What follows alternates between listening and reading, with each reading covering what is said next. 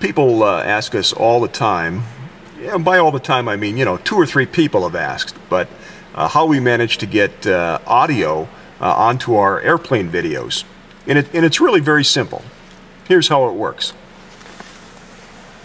Now, if you have a Sony or a camera that does not have a microphone output anywhere on it, where you can plug an external microphone on it, you can buy one of these adapters.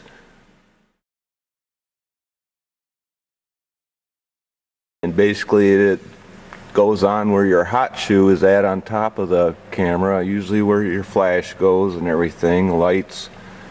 But then you buy this microphone. It's a mini microphone. It's made by Bestcore.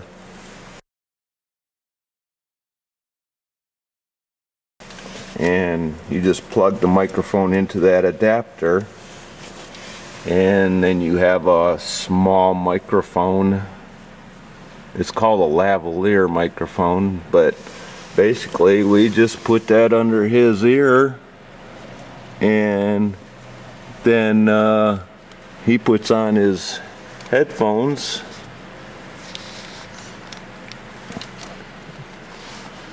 and that's it. Whatever we say, ATC says, we got it all recorded with the video.